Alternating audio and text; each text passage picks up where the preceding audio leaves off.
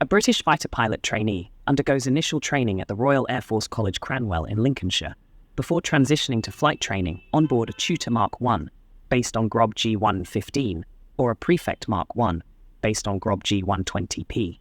Then, if their abilities are confirmed, they continue their training at Royal Air Force Valley in Wales, initially piloting a T6 Texan II, followed by a BA Hawk T2, a relatively recent aircraft in service since 2004. In September 2021, in a written response to a parliamentarian, the British Ministry of Defence announced that the RAF would retain its 28 Hawk T2 aircraft until at least 2040.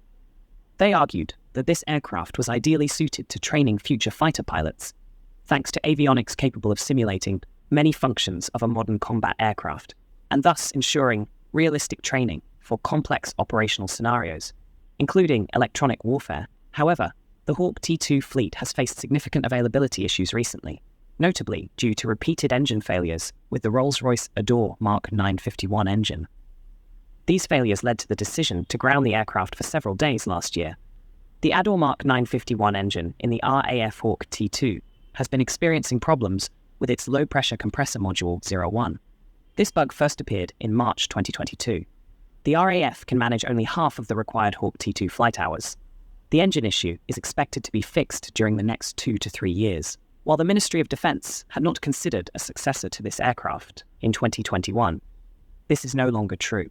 A parliamentarian recently received a written response to this.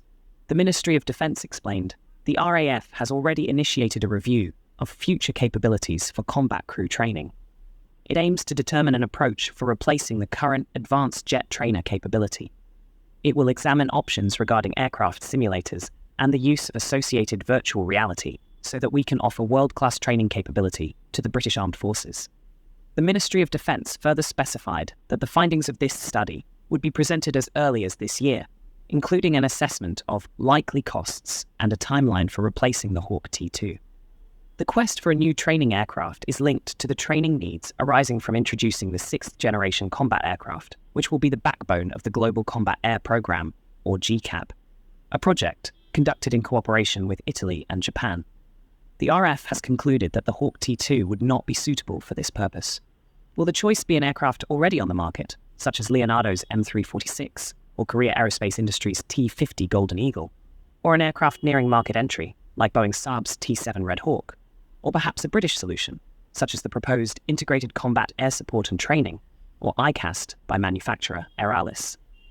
The third hypothesis seems the most appealing, especially since AERALIS's development of a training aircraft capable of transforming into 3 different versions to meet various needs has already received financial support from the British Ministry of Defence's Rapid Capabilities Office. AERALIS is developing a novel category of operational light jet aircraft systems that are designed for training. The new aircraft will be built upon a modular system. The company will be able to provide a variety of configurations for distinct missions by using a shared fuselage and avionics while modifying engines, wings, and mission systems.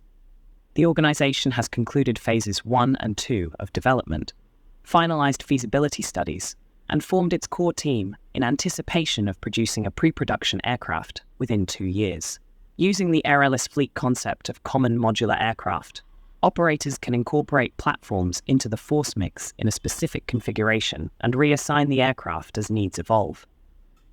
By integrating the AERALIS Common Core fuselage, which is missionized with a modular wing, power plant, and cockpit, with the pyramid-based open system and digital architecture, the aircraft can receive spiral capability upgrades at an accelerated pace over the life of the platform, obviating the necessity for costly mid-life upgrades.